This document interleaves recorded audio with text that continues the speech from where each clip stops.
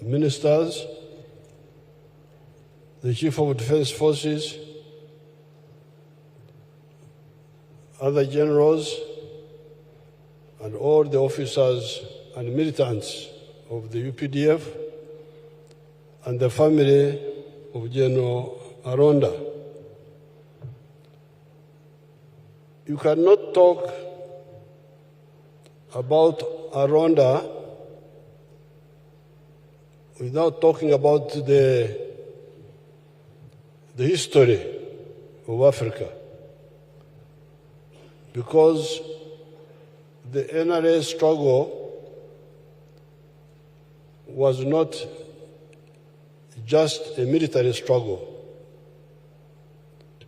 It was first and foremost a political struggle, which had to, in the end, use the military means to solve these problems. So therefore,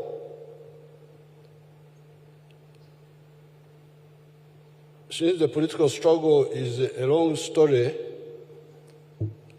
I wanted to recommend to the seminar, the ones who are involved in this, a speech I made in 2020. It is entitled, How Africa Missed the Bus of History. This booklet gives you very detailed analysis of how Africa got left behind. Now, the short speech, which I will read here, is an attempt to contextualize that long story and point out where the Arondas come in.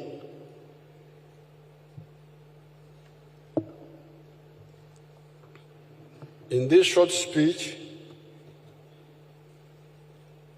I wrote, you cannot talk of the late General Aronda, Nyakayirima's role, or that of other NRA, UPDF personnel without understanding the Africa of 1900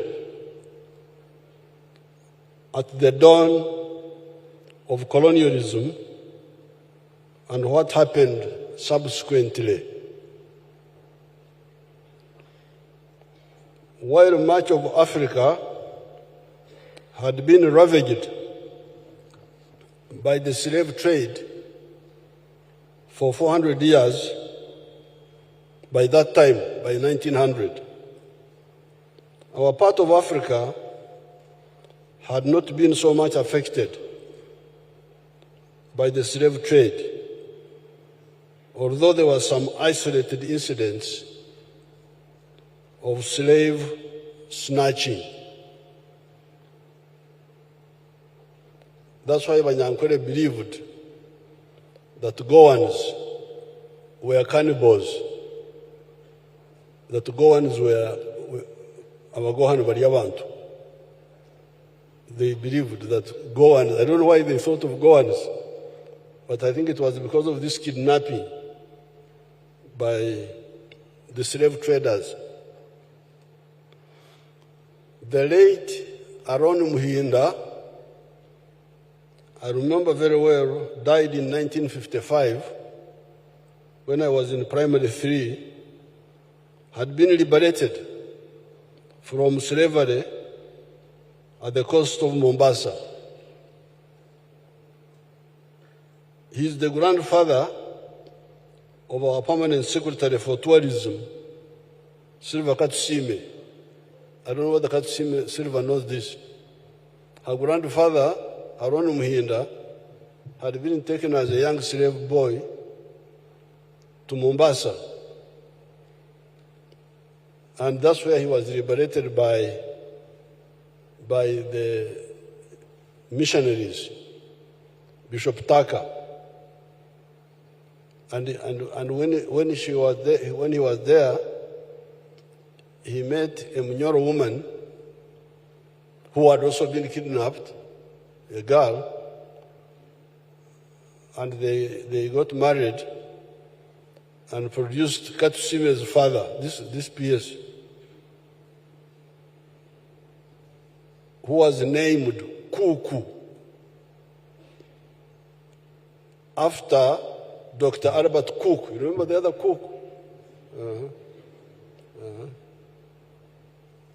So this man died in 1955 when I was in primary 3, and I was.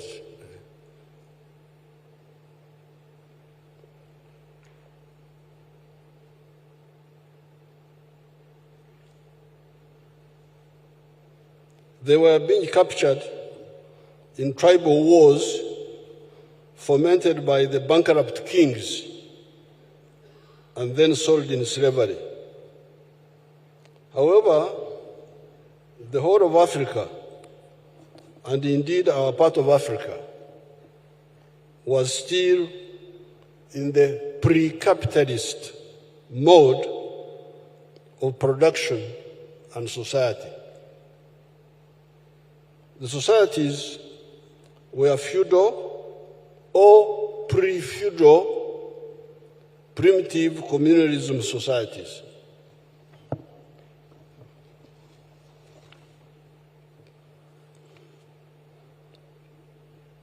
The production of wealth was organized in emyoga, this word which I encouraged you to use recently, was organized in emyoga, specialized skills. I would use the Nyankore versions, but you can put them in any other language, such as okuhinga, growing crops, kurisa, herding cattle, and general livestock keeping, okuhesha, blacksmithing, okubeja, carpentry, okunogora, pottery, okomaga. Okomaga, this is making back cloth. Oktanaga. You know, these people were very advanced. They were doing everything. Oktanaga. That is making bows and arrows. Okrema. Shoemaking. Okhara. Leather making. Okujuba. Fishing. Okhara. Leather making. Oh, I have repeated that. Okshachira, general medical work. Okuragura, divination. Okujenga, surgery. You know, these people had surgeons, abajenji, who could remove bones from inside you.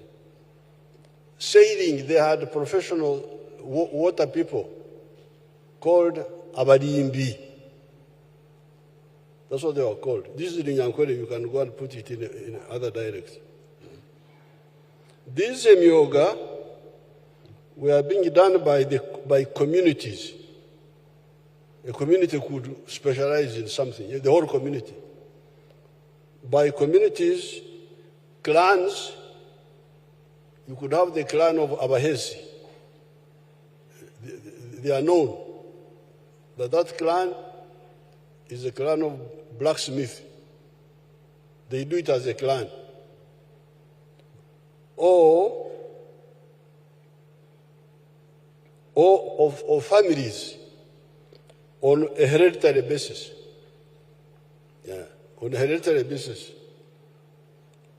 I am a blacksmith. My children and grandchildren will be blacksmith. And everybody knows that's what we do. We don't go into crops. The Muhesi doesn't go into crops. The people do crops and they bring them to him. And then he gives them They would then okchurka, barter trade with the other families to get what they needed, but did not make themselves. The long distance trade to the coast was being done by the Abarunganwa. This is a corruption of the Swahili word waungwana. This Banyankore here say, this is Barunganwa. But it meant waungwana. You can hear some names called Karunganwa. Some families, if you check, people are using those names. These were mainly the Banyamwezi from Tabora in Tanzania. That tribe from Tabora, the Wanyamwezi, were the ones doing this trade between the inland here and the coast of East Africa. They would bring textiles, emyenda, glass beads, enkwanzi. When you hear this kyenkwanzi, which the Waganda mispronounce as kyankwanzi, it is kyenkwanzi. I think they named it kyenkwanzi because it is flattish. As you can see, it is flattish. And when it rains, you get some floods, which then shine in the sun like beads. This is what I think. I think that's what they call it, kyenkwanzi. Because that kyenkwanzi means the place of the beads, of the glass beads. Guns, they would bring guns. The people from the coast, these guns had started coming. Embundu, Obuganga, gunpowder, and so on. There was some limited use of cowrie shells, and CMB as money. That is why one of the words for money is a CMB. Even today, the old people would call money a CMB because of the cowrie shells. The other word for money is mpiha, rupiah from mpiha from rupiah, because that was the currency being used in India when the British were here. So they were bringing it here, rupiah. My grandfather was using rupiah. If you hear songs praising my grandfather, they will say he bought a cow with rupiah as part of praising him that he was a wealth creator. However, so this was when you are talking about Aronda, all these big people, go back to where it all starts. It starts with the politics. The politics about what? About society. So that's why I want you to go back. So this was the economy of Uganda and maybe Africa before colonialism, before 1900.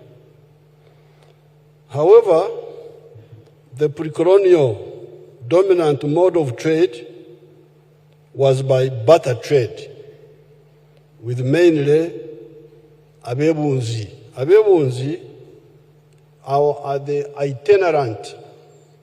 itinerant hawking traders. These who go around hawking. Those are called abebunzi. Okubunzia is to hawk. The Luganda word for hawkers is, I think, abatembei. Waliwo Abaganda wano? Abaganda ennaku zino omanyi bakendera baita Abaganda. walo muganda dala wano ogenda sanga abarundi nti baganda about these problems. Like the other boy who killed our minister, Okero Ngora, that he was getting allowances for being a bodyguard. If you are going to get allowances for being a bodyguard, how about the ones in Congo? Why would they not get allowances? And you who is riding around in Kampala, you get allowances. For what?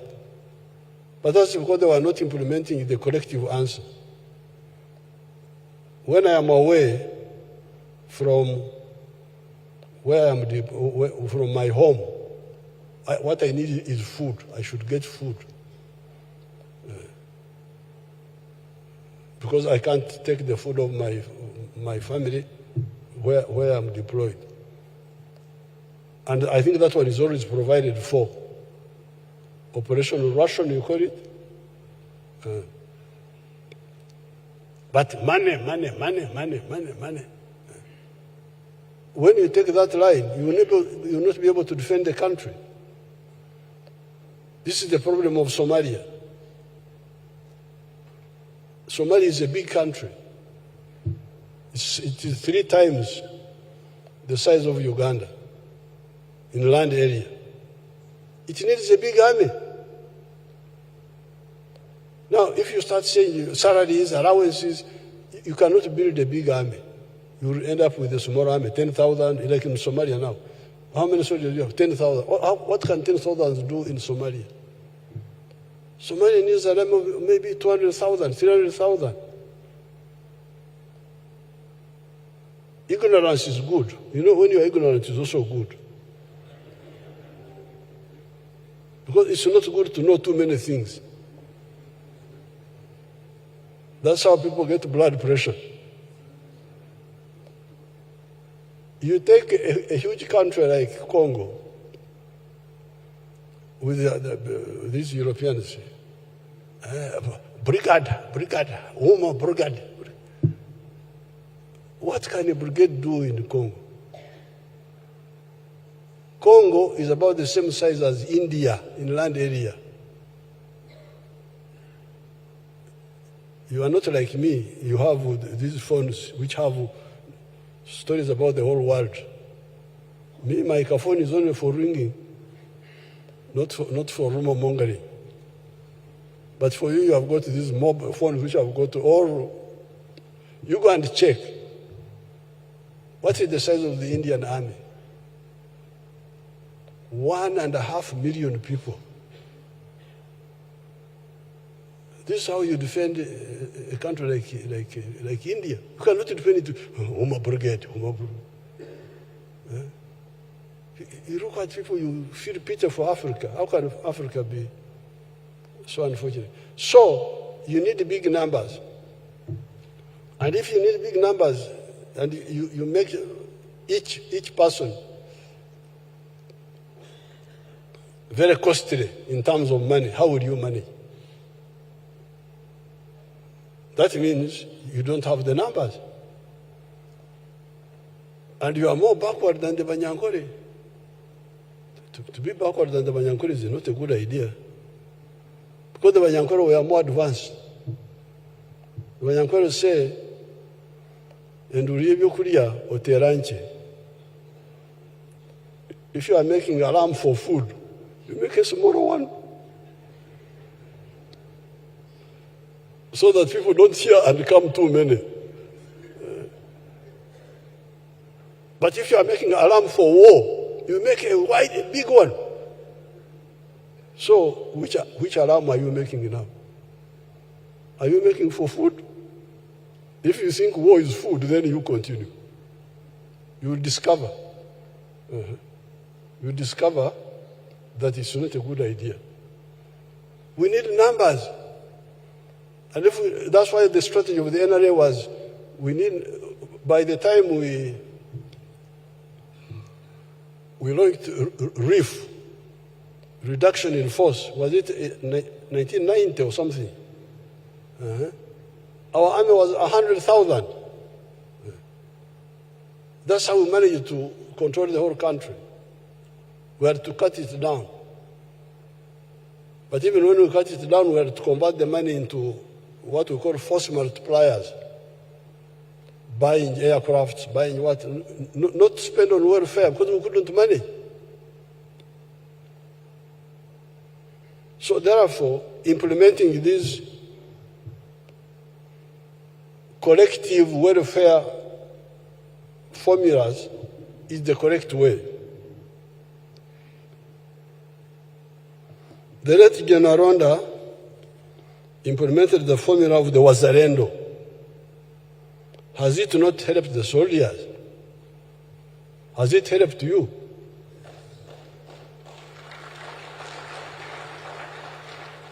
MS idea? Now, if Wazalendo has helped you, why then not the others? Why don't you implement all the others? The ones who have been, which I guided you from the beginning. The good thing is that Mia is right. I have understood why these people are writing the Bible. Somebody writes to you write St. Paul to the Corinthians, to these ones, to this one. When you are in heaven, people will check. The man who wrote, I always write. Why then not all the others? The barracks, so that the soldiers do not have to stay in Mizigo, in training centers. Army schools for soldiers' children. Health units for soldiers and their families. Salary loans. You know, because we had said the children of the soldiers should study free in the primary schools, in the secondary schools. Maybe we could even talk of technical schools. But for university, we thought we may not manage to build separate universities. That's why, therefore, we had an idea of salary loans. If a soldier has got a child going to university for self-sponsorship, but biological child, not your uncles, not your clan, no. Yours goes a day or war. We talked about it, but we didn't conclude. You get a loan, you pay for your child, and then the army deducts from the salary to recover the money. That was one of the ideas, to find a solution for that. Fill the gaps, and UPDF will be formidable. Long live the memory of our fighters, like General Aronda. May the Almighty God bless their descendants and reward their patriotism. I'm very happy to see the Aronda clan, to see Mama Nyakayirima. That's an old comrade of mine.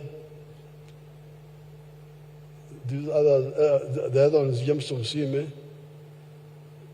These must be the new people. Because, this is Aronda's wife. You are the Ogu. And oh, yes. And the bearded man, he looks like Kahoza. You are a brother. Oh, okay. Kahoza was a footballer. At Ntari, he was a very good footballer. So, thank you for... Who organized this? Because remembering people is a good thing.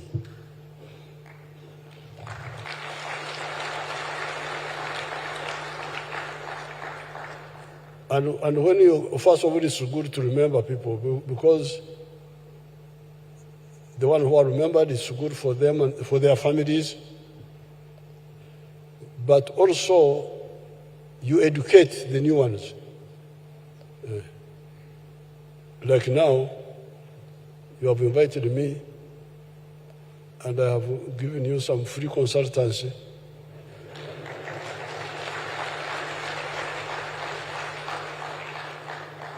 I don't need any payment from anybody, just to pass on what we know. So I think this is a good culture. Maintain it. I congratulate you. Thank you very much.